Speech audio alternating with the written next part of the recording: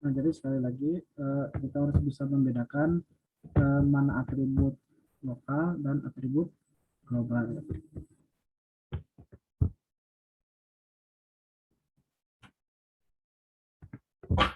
Nah, kalau atribut lokal ini sekali lagi hanya bisa pada atau identik dengan tag tertentu saja gitu. SRC dan ALT cuma punya ING, kemudian Harep cuma punya A, kemudian border juga punya table gitu ya. Meskipun ada kemungkinan sama sih, tapi identiknya biasanya ini hanya tertentu saja yang dimilikinya. Adapun atribut global ini boleh dimiliki oleh tag manapun, boleh dimiliki oleh siapapun. Contohnya kelas ini ya, kelas ini boleh dipakai oleh ING, boleh juga dipakai oleh A gitu ya. Adapun penggunaan ini akan lebih dibahas lebih detail nanti pas bagian ini ya, CSS. Gitu. Tapi nggak apa-apa, kita praktekkan aja dulu sementara ini. Kita masuk lagi ke ini, ke Visual Studio Code-nya.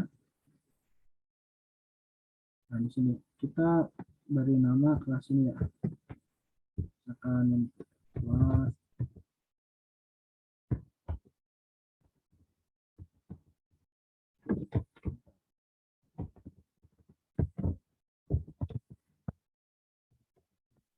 misalkan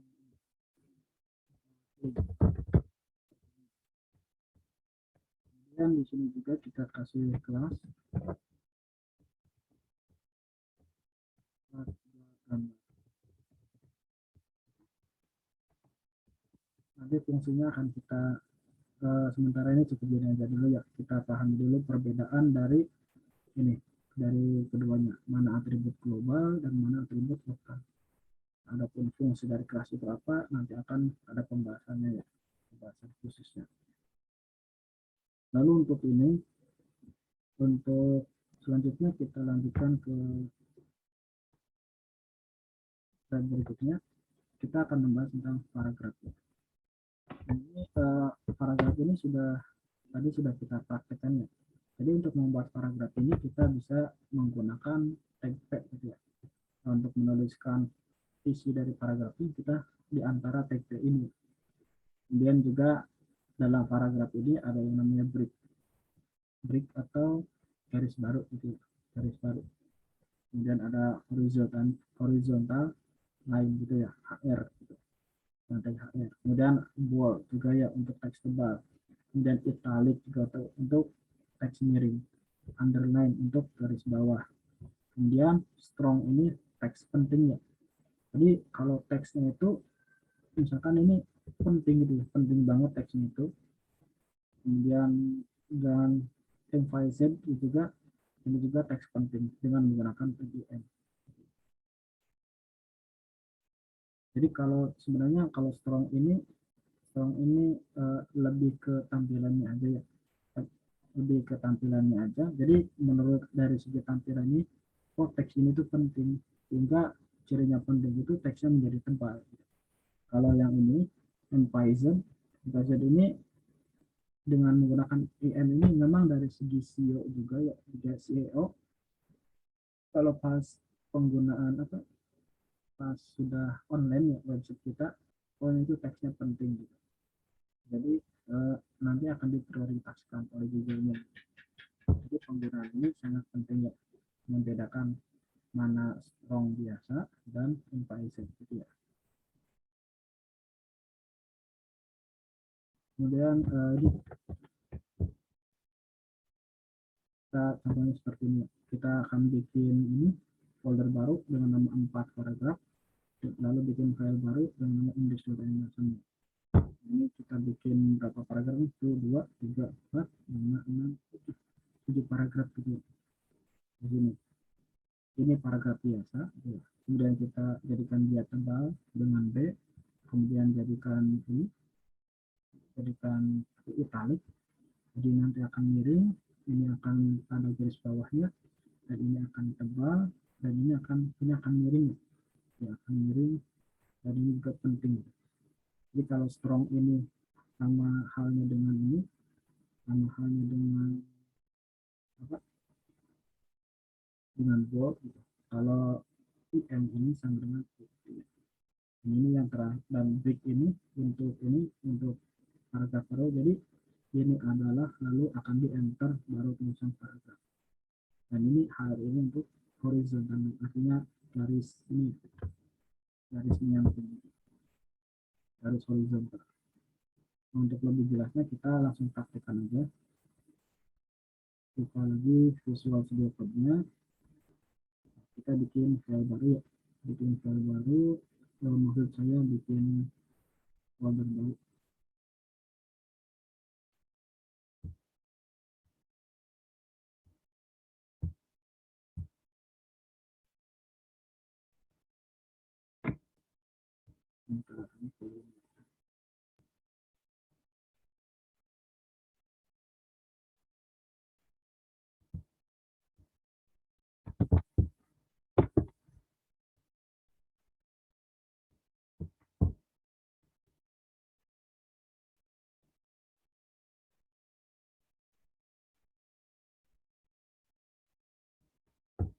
Nama menjadi 4, terus namanya itu paragraf.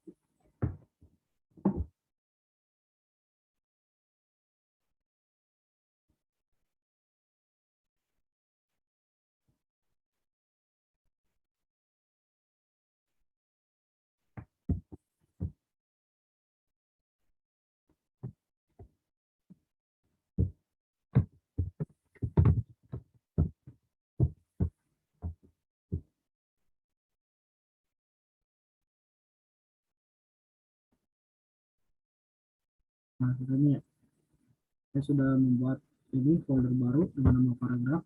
Kemudian di folder paragraf ini kita bikin file baru dengan nama index.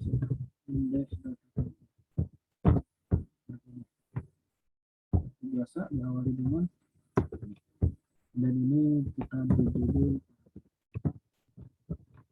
Nah, di sini kita mau bikin paragraf banyak banget ya.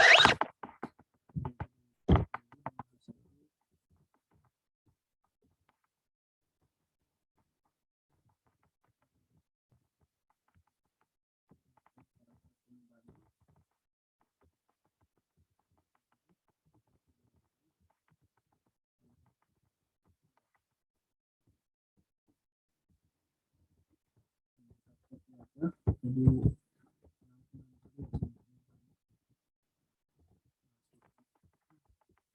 kalau kita lihat sini,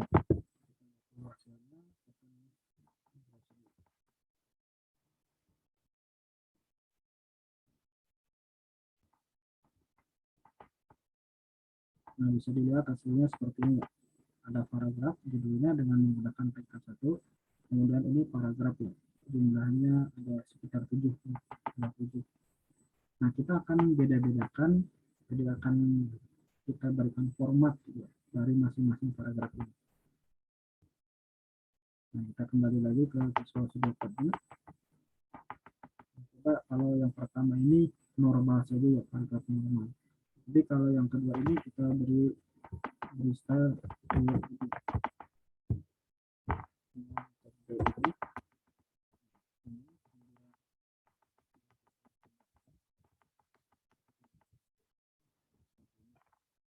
kemudian untuk yang kedua ini kita italic, paragrafnya kita pindahkan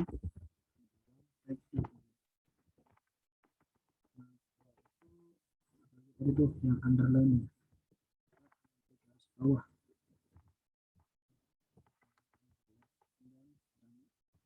Paragrafnya kita pindahkan.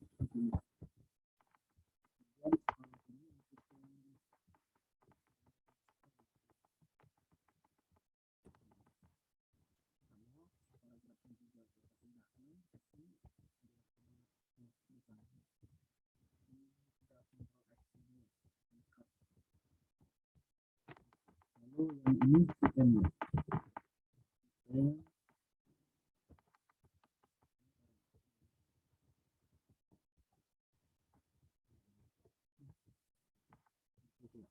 nah, lalu yang terakhir tadi kita berikan break supaya ininya teksnya ke bawah. Saya pakai auto ini ya, pakai Spotify, sehingga begitu di enter langsung seperti ini ya, formatnya berubah seperti itu. Nah, kita lihat lagi hasilnya. Kita kembali lagi ke web browsernya.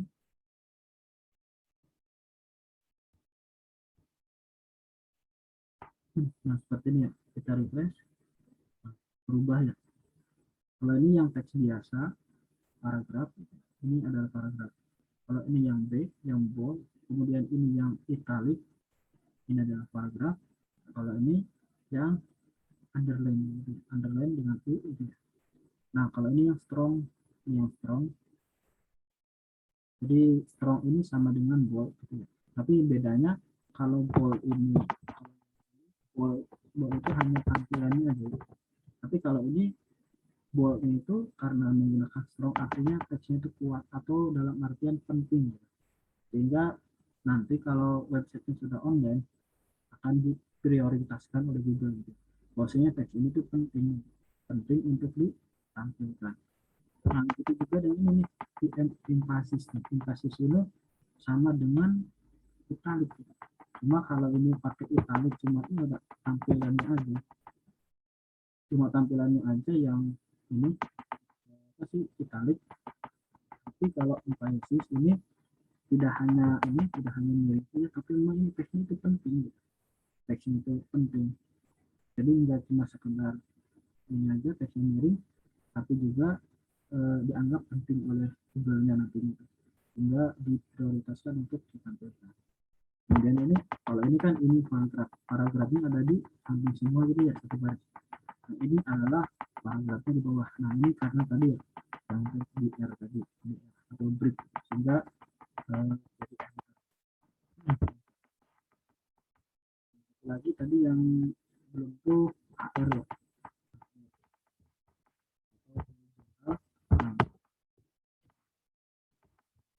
ini kita bisa membuat ini kita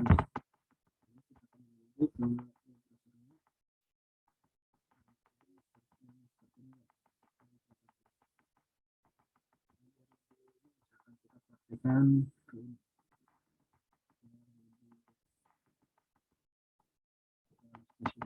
HR-nya seperti apa.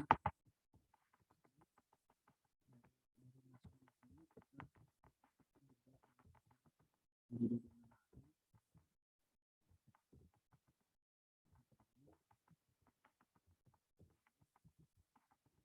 dia ada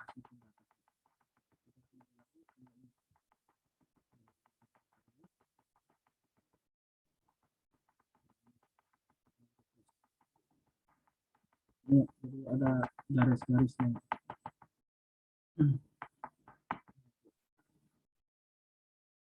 Ini untuk saat ini mungkin cukup sampai di sini materi HTML pada kesempatan kali ini. Nanti akan kita lanjutkan pada pertemuan berikutnya. Nah, ini kan masih ada jamnya ya, masih ada jamnya. Jadi kita akan lakukan remedial untuk PTS kemarin ya. Untuk PTS kemarin. Jadi ini saya sudah menyiapkan soalnya sama persis dengan soal yang kemarin ini diujikan. Jumlah soalnya 30. Jumlah soalnya 30. Silakan dikerjakan sebaik mungkin.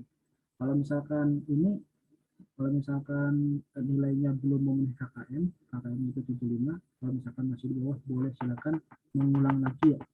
Silakan mengulang sampai nilai memenuhi KKM. Kalau misalnya sampai 100 ya. Jadi boleh berapapun, ulangnya silakan. Jadi silakan dilakukan remedial. Nanti saya akan share linknya di grup. Ya, seperti itu ya. Nanti juga saya akan share, ini juga kita akan bahas juga ini apa pembahasan dari soalnya. Jadi kalau sudah dilakukan ini remedial ini, nanti seperti biasa akan kita bahas soalnya semuanya. Berikut jawabannya yang mana sih sebenarnya yang benar. Nah, gitu ya. Mungkin untuk materi kali ini saya akhiri ya, saya akhiri sampai di sini. Terima kasih bagi yang hadir, mudah-mudahan bisa dipahami. Kalau misalkan ada pertanyaan, silakan ya, tanyakan saja di grup. Ataupun misalkan mau jatuh juga tidak apa-apa, silakan ya. Dan bertanya bagi yang apabila ada yang kurang paham. Ya, saya akhiri ya. Terima kasih. Assalamualaikum warahmatullahi wabarakatuh.